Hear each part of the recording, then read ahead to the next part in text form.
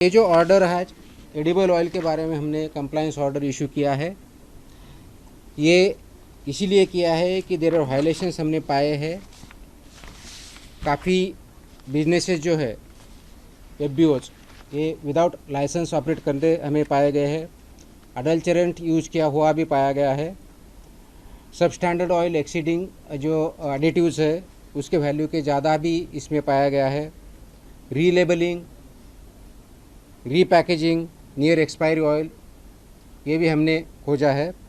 और use of non grade packaging material ये भी हमारे फाइंडिंग्स है।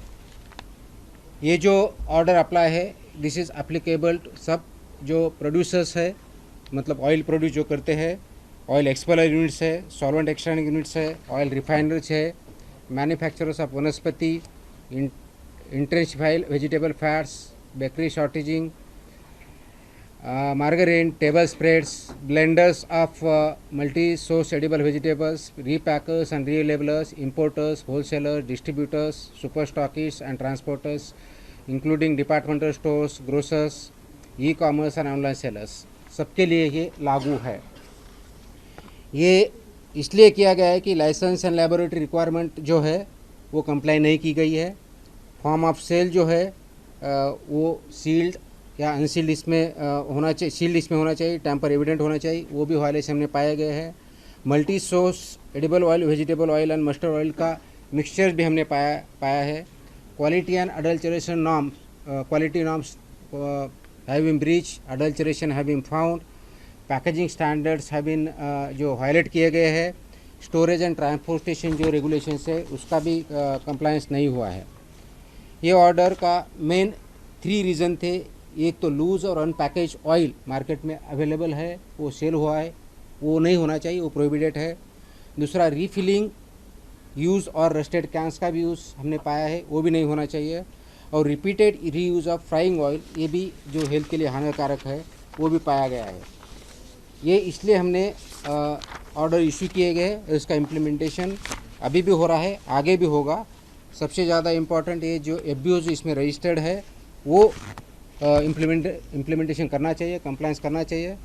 एफडीए ने इसका स्ट्रिक्टली इन्फोर्समेंट करना चाहिए। और नागरिक जो है, सिटीजन जो है, इन्होंने इस हिसाब से ही खरीदना करना चाहिए। जो लूज एडिबल ऑयल है वो परचेस नहीं करना चाहिए, यूज नहीं करना चाहिए। पैकेज जो है वही खरीदी करो जिसमें लेबल पढ़ो, लेबल में उसका मैन्युफैक्चरिंग डेट होना चाहिए, बेस्ट बिफोर होना चाहिए। वो लेबल पे कुछ मार्क या अगर इनएलिजिबल है, रीड नहीं कर सकते, वो मत खरीदो, वो रिपोर्ट करो। अगर ऐसा किया जाए तो आपकी सेहत ठीक रहेगी। हम जो खरीद कर रहे हैं वो सही तरीके से है ये देखना चाहिए। क्योंकि टीपीसी लेवल 25 के ऊपर गया तो it amounts to trans fat and that is not good for health. Reuse वाला जो ऑयल है, जो फ्रेश ऑयल है उसका नॉट मोर देन 15% होना चाहिए और रीयूज वाला है not more than 25% TPC level होने चाहिए। यस।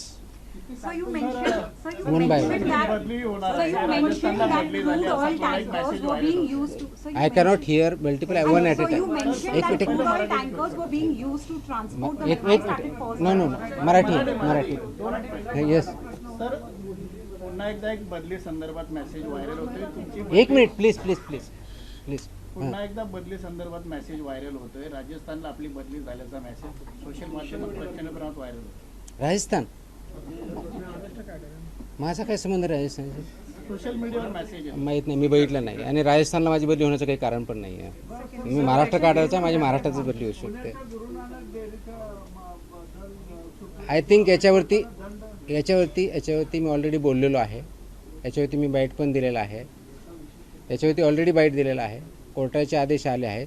आम्ही लिगल ऑप्शन त्याच्यामध्ये एक्सप्लोअर करत आहोत। फक्त ऐकून घ्या, मला बोलू द्या मला बोलू द्या, माझं कंप्लीट तर होऊ द्या। याच्यामध्ये मी जसं सांगितलं की त्याच्यामध्ये फूड पॉयझनिंगची केस होती, त्याच्यामध्ये काही लोक हॉस्पिटलाइज झाली होती, त्याच्यानंतर सस्पेन्शन केलं होतं। सस्पेन्शनच्या अगेन्स्ट त्यांनी माझ्याकडे अपील केलं होतं। अपीलमध्ये त्यांनी 2 वेळेस वेळ मागून घेतला होता। त्यांनी वेळ मागितल्यावर मी वेळ दिला होता। फायनल हिअरिंग घेऊन त्याच्यासाठी त्याच्यामध्ये रिक्वेस्ट करत होते आणि वेळ इकडे मागितल्यानंतर त्यांनी ते हायकोर्टात दिलं ते. So delay or not from our side. आणि नंबर 2, त्यांचा जो सॅम्पल आहे तो अनसेफ आलेला आहे. ह्या सगळ्या गोष्टी आहेत रेकॉर्डवरती. म्हणून जे कोर्टाचे आदेश आहे आम्ही त्याचं एक्झामिन करू, त्याचे लिगल आमच्याकडे ऑप्शन जे आहेत आम्ही ते वापरू. एक minute. So you have mentioned that crude oil tankers were being used to transport edible oil. So if you could throw some light on that, and were there any branded companies, manufacturers also which were involved in this particular practice, or which area of Maharashtra? No, but I basically what I told you the figures of last year. So these are the regulations existing and being implemented since 2011. Some of the regulations regarding packaging and branding 2018. Regarding the mustard oil 2021. So these are the regulations in practice. We have found across all industry, it is not small or big, all big or small we have found violating the norms, whether in one geographical area or other geographical area. This particular norm, sir? Sorry? This particular thing? No, all some of the violations have been found across. So it's not particular to a particular brand or particular area, small or big. So it is a violation across, and that's why we need to implement much more. But this Now oil tanker thing, sir? everything. So I cannot give a specific case to specific tanker. I cannot give that. जब अभी जो press note आ रही उस time हम दे ही देते हैं. So it's a violation because if you use the tanker or transportation means which is already used for some other purpose, the adulteration takes place, and that oil, edible oil, leads to becoming unsafe. So the adulteration of that original party, that's why it is prohibited. So we have to use what is allowed. That is a regulation, that is a mandate. It's across India, it's just not in Maharashtra.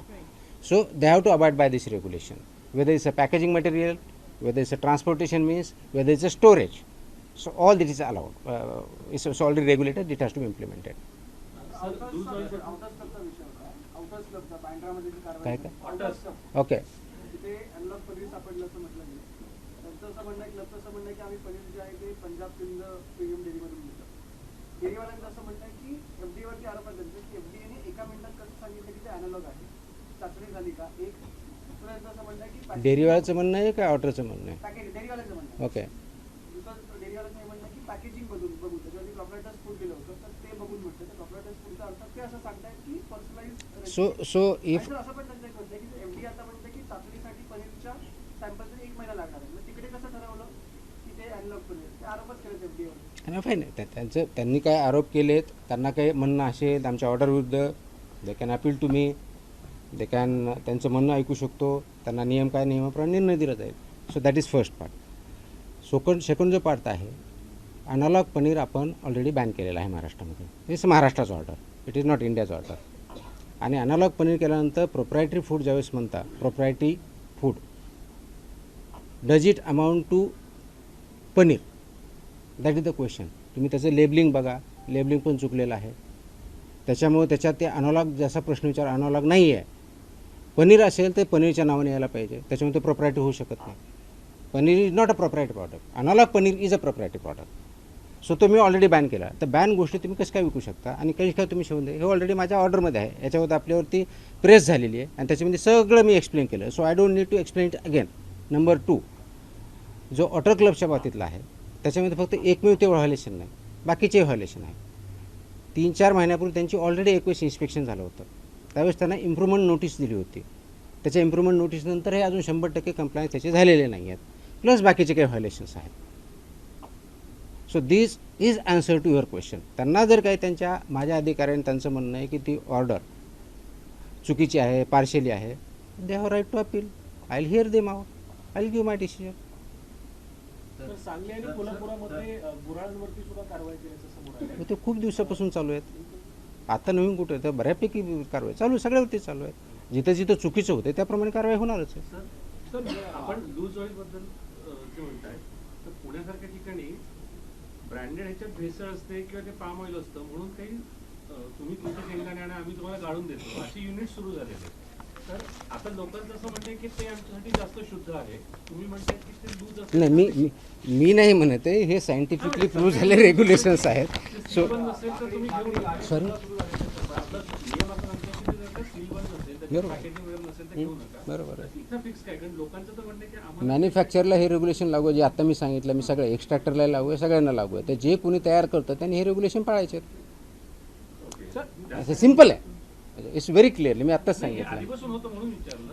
पण ती हे industry compliance order बऱ्याच यासाठी करते की बऱ्याच लोकांना हे माहीत नसतं किंवा निग्लेक्ट केलं जातं, वॉट एव्हर द रिझन. त्याच्या पाठीमागचे कारण आहेत ते. सो म्हणून हे कंप्लायन्स ऑर्डर मला का काढावे लागत आहेत आणि हे माध्यम मी का स्वीकारलं त्याचं कारणच हे आहे. याच्यामध्ये अवेअरनेस पण झाला पाहिजे, नागरिकांमध्ये झाला पाहिजे, FBOजमध्ये झाला पाहिजे, आमच्या अधिकाऱ्यांनी त्याप्रमाणे त्याच्याकडे बघितलं पाहिजे. सो दी सगळे स्टेक होल्डरला जर हे माहीत झालं तर त्याचं इम्प्लिमेंटेशन कंप्लायन्स आणखी चांगल्या पद्धतीने होईल. हा त्याच्या पाठीमागचा उद्देश आहे. सर विमल इलायची शो कॉज नोटीस एक मिनिट त्यांनी अगोदर विचारलं होतं. हायकोर्टाने आपल्या ऍक्शनच्या विरोधात बरेच I think I have already ऐकून याच्यावरती मी आत्ताच बोललो आहे. आत्ता 2 मिनटं पण नाही झालेले. आय जस्ट स्पोक, आत्ताच बोललो आहे. सो लेट्स नॉट, आत्ताच बोललो आहे, 2 मिनटं पण नाही झाले. So why are you repeating the same question? त्याला काय अर्थ नाही. आय हॅव ऑलरेडी त्याच्यावरती उत्तर दिलेलं आहे. So how many times should I repeat? There is no point. Sir Vimal इलायचीची तुम्ही शो कॉज नोटीस पाठवली, त्याच्यामध्ये तिन्ही स्टार्सला रिटर्न एक्सप्लेनेशन विदिन 15 डेज सांगितलंय. त्याच्या व्यतिरिक्त सोशल मीडिया प्लॅटफॉर्म मधनं सगळं जे आहे त्यांचे इलायचीची ऍडव्हर्टाइजमेंट काढण्यासाठी पण ते शो कॉज नोटीसमध्ये आहे. 1, त्यांनी एक्सप्लेनेशन लेटर पाठवलंय का? हा एक प्रश्न. दुसरा, विमल इलायचीचं स्वतःचं सोशल मीडिया हँडल आहे फ्रॉम यूट्यूब, इंस्टाग्राम, एव्हरीथिंग. तर या तिन्ही सोशल मीडिया हँडल्स किंवा विमल इलायचीवाल्यांना FDA करणं काही नोटीस गेली आहे का स्टार्स बरोबर? कारण ते तिकडे प्रमोशन त्यांचं आत्ताही सुरू आहे. 3 तासाआधी अजय देवगण आणि या सगळ्यांचे ते इलायचीची ॲड्स त्या सोशल मीडियावर ते त्याच्यासाठीच आपण त्यांना नोटीस दिलेली आहे, त्यांना वेळ दिलेला आहे. त्यांचं एक्सप्लेनेशन आल्यानंतर पुढची कारवाई होईल. नाही, अजून नाही. येस, कुठे? येस येस येस सेंटरमध्ये पाठीमागे राहिले तुम्ही. सुरुवातीपासूनच्या तुमच्या पत्रकार परिषदेला आम्ही कव्हर केलेल्या आहेत, कव्हर करतोय, लाईव्ह दाखवतोय तुम्हाला. मुद्दा असा आहे, थँक्यू. असं आहे तुम्ही जनहिताचे निर्णय घेताय, सर्वसामान्यांना कळेल अशा भाषेमध्ये निर्णय घेताय, मात्र कोर्ट तुमच्यावरती कारवाई, मनमानी कारवाई, अतिरेकी कारवाई असे शब्द का वापरतात? आत्ताच एक सेम क्वेश्चन. सी याच्या अगोदरच्या प्रेसमध्ये सुद्धा I had reply to that. No I can see there is no point. I am clearly telling if there are observations made by high court we take it seriously. At the same time we make sure that we follow the law. We are not exceeding our jurisdiction. We are following the due process, and if at all somewhere this has happened, we will rectify it. There is no question about it. तुम्ही मलाकडे जेव्हा order आहे त्याच्याबद्दल ती बोलू शकतो. आता कोर्टामध्ये इंटरॅक्शनमध्ये काय झालं त्याच्यावर तुम्ही बोलू शकत नाही. You are expecting me to react to that. I can do that. Please understand. माझ्याकडं तुमची ऑर्डर हायकोर्टाच्या मी तुम्हाला प्रेसमध्ये दाखवल्या होत्या की इट इज अप्रिशिएटेड. त्याच्याबद्दल तुम्ही काय बोलत नाही, मग त्याच्यावर तुम्ही बोलत बसायचं का? So let's keep it whatever, because court is there always. Anybody can approach the court. Read jurisdiction जाऊ शकतं. If the court finds that there is some error, they will point it out, and we need to work on that. If we think that we are failed in convincing the court, giving the proper documentation or evidence, we should work on that. We are very clear. We will not exceed our jurisdiction. We will follow the due process, we will follow the law, and we will implement the law. We are very clear about this. Indian रेल्वेमध्ये तुमचा आत्ताच झाला ना प्रश्न, पण तिकडे एक minute. State food vendors जो होता है वो BMC की jurisdiction में, बट FD और BMC का कोई कोलैबोरेटिव अप्रोच कि वो लोग कंप्लाइंट हो रहे हैं कि नहीं हो रहा है. मैं आपको बहुत से मेरे पास फ़ोटो आए, मेरे आप उसे चेक करते हैं, उसमें रास्ते पे चाइनीज़ का भी कलर चेंज हुआ है, ये भी दिखा है. वड़ा पाव का पेपर में नहीं जाता है, ये भी चेंज हुआ है, ऑयल भी चेंज हुआ है, मैं दिखा सकता हूँ. It's not question of collaboration, not कर. फूड लाइसेंस है और registration is with us. Vendor licence उनके रहते हैं. So there is actually a coordination, proper coordination. We are working on it. So street food पे कार्रवाई नहीं हो रही, ये भी बोलना गलत है. वो कंप्लेन नहीं कर रहे, ये भी नहीं गलत होगा. आप बोलोगे कि यहाँ पे पड़ा है. Yes, wherever there is a complain और वी सी, एंड हमारे ड्राइव चलते ही रहते, कंटिन्यूस रहते हैं. So we act against all. Sorry? Yes. All take care of it. We'll all take care of it. Sir, एक सोनाई दुधावर जी कारवाई झाली होती सोनाई दुधावर त्याच्यावरती आता काय निर्बंध आहेत का ते, कारण आता सोनाई दूध सध्या सुरू आहे, मग त्यांना वेळ दिला नाही तर अजून वेळ निघाली. नाही त्याच्यामध्ये पाठीमागच्या एका प्रेस कॉन्फरन्समध्ये आपण का कोणीतरी विचारला होता तो प्रश्न, त्याच्यामधल्या फाइंडिंगवरती पुढच्या फाइंडिंग चालू आहे का त्याच्या पुढच्यामधून ज्या काय माहिती आली त्याचं इन्व्हेस्टिगेशन चालू आहे. त्याच्यामध्ये त्याचे सॅम्पल पण आलेले आहे, त्याच्यात मी आत्ता काही कमेंट करणार नाही का ते इन्व्हेस्टिगेशन एका पर्टिक्युलर क्रिटिकल लेवलला आहे. त्या जशा फाइंडिंग पूर्ण होतील त्यावेळेस आपल्याला ते कळेल. So don't worry about it. तुम्हाला अशी काळजी करण्यासारखं त्याच्यात काही नाही आहे. आम्हाला जर ती माहिती द्यायचीच नसती तर आम्हीच सांगितलं नसतं, आम्ही तिथं कारवाई केली असेल. सो असं काही तुमच्या मनात जर असेल तर पहिले डोक्यातून काढून टाका. We are very much transparent आणि प्रत्येक कारवाई आम्ही प्रेसनी कळवतो आहे. So you should not take any doubt about what is happening there. Okay, एक minute Action was initiated at Radio 1 Club today.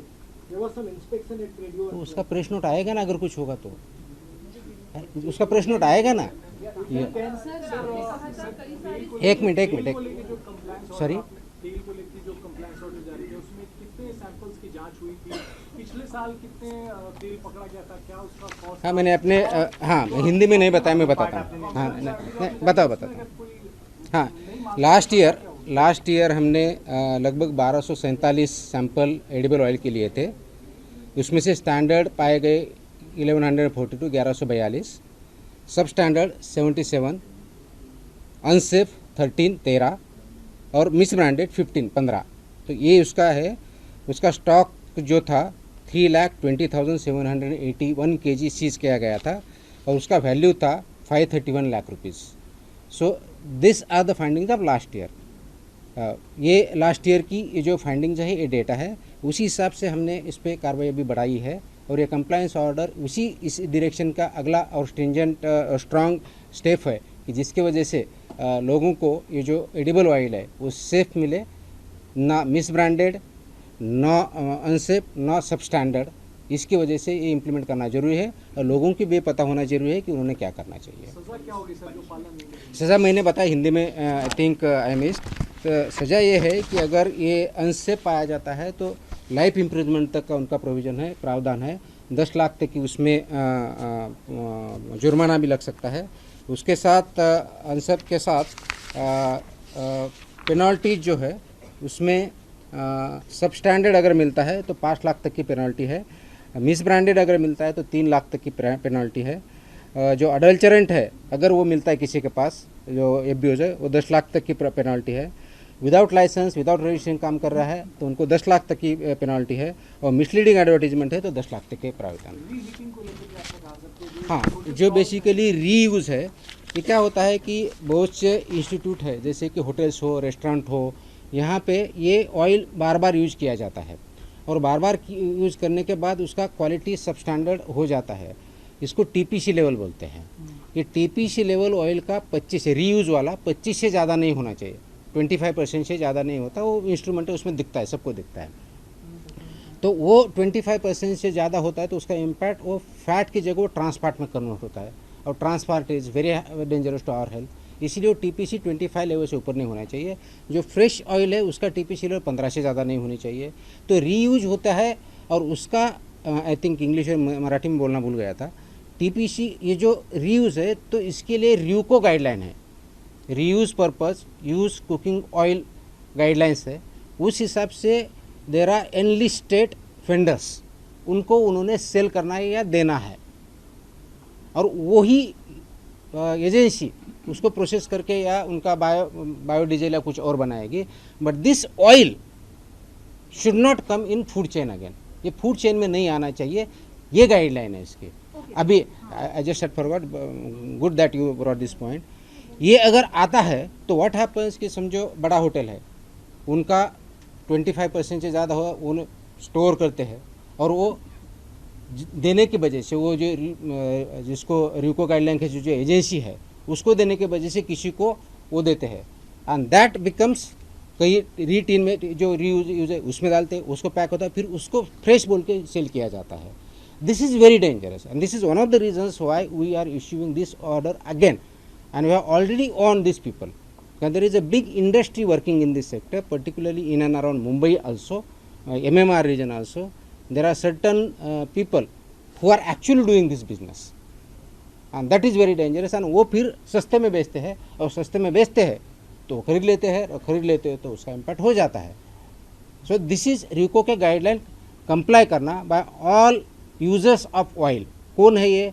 बड़े इस्टेब्लिशमेंट होंगे, होटल्स होंगे, रेस्टोरेंट होंगे, वो उसको आप कलेक्ट कीजिए। आपका रजिस्ट्रेशन जो रजिस्टर्ड वेंडर है र्यूको का, उससे आप अग्रीमेंट कीजिए, उनको सेल कीजिए। बिकॉज मैं उसका डेटा भी ले चुका हूँ, जो र्यूको रजिस्टर्ड है उनको बुलाए भी हूँ, और उनके पास बहुत कम रीयूज ऑयल जाता है, ये पाया गया है। And that is not acceptable in a state, develop state like Maharashtra, जहाँ पे होटल इंडस्ट्री बहुत बड़े पैमाने में है। वहाँ पे अब मैं नाम नहीं लूँगा कि बहुत बड़े बड़े होटल है, महीने में 200 लीटर देते हैं रीयूज वाला, और उनका कंजम्पशन थाउजेंड्स ऑफ लीटर में होगा। So this is by any chance not acceptable, and this is dangerous. So that is one of the reasons why we have issued this order again, so that we can implement it strictly. बीमारी बताए ना कि क्या क्या बीमारी होती है। अरे बताया ना, कितनी बार बताया, आप उतना तो कर सकते हो। इकडून कोणतरी बोलत होतं। Yes yes yes, sorry please please please, एक मिनट।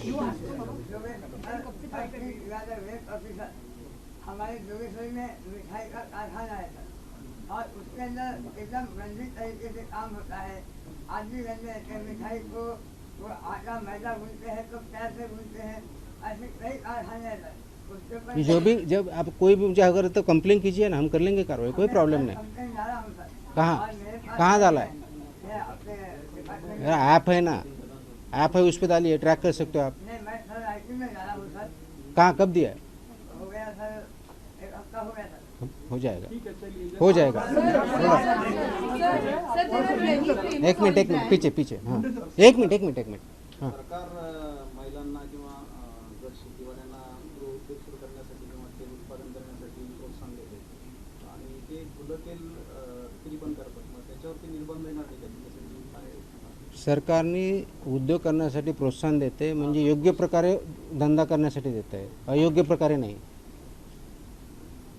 कोणताही धंदा हा नियमानुसार चालतो, इन्सेंटिव्ह देते तर त्याप्रमाणे करणं अपेक्षित आहे, and that's what is expected. Sir, there are many famous oil brands who are promoting about having what not vitamins in there. Yes, good point. Got it. I got your question. This advertisement regulations also apply to it. They cannot claim something natural, something good for health. That is a violation of advertisement regulation 2018. And we are acting against them also. It is not permitted. So Very who all clear. Who all are on your radar? No, मेरे radar पे जब सब illegal है उतने हैं।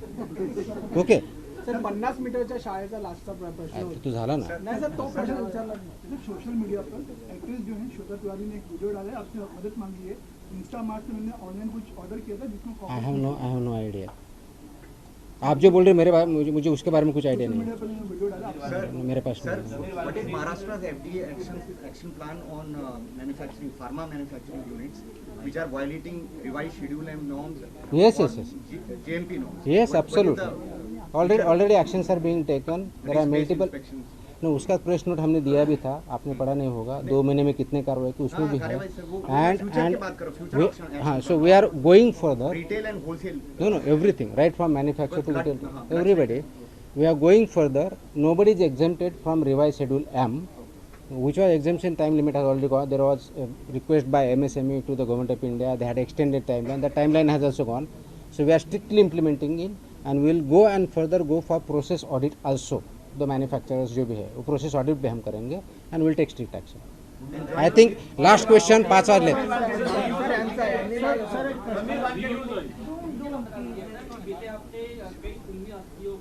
रुक बता दिया ना, तो बताया, कितने बार बताना पड़ेगा? एक मिनट। सो आपका जो सवाल है वो इट इज़ अबाउट जो नोटिस इशू किया गया है अबाउट एडवर्टाइजिंग रेगुलेशन वायलेशन। उनको नोटिस रेगुलेशन 2018 के हिसाब से दिया गया है, और सेक्शन 24 ऑफ फसाई एक्ट जो है उसके हिसाब से दिया गया है। क्योंकि ये गुटखा और जो प्रोडक्ट है महाराष्ट्र में बैन है, और उसका एडवर्टाइजिंग ये सरोगेट एडवर्टाइजिंग में आता है, इसलिए हमने उनको नोटिस दिया, उनको टाइम दिया है। उनका रिप्लाई आने के बाद हम आगे वाली कार्रवाई करेंगे। Thank you.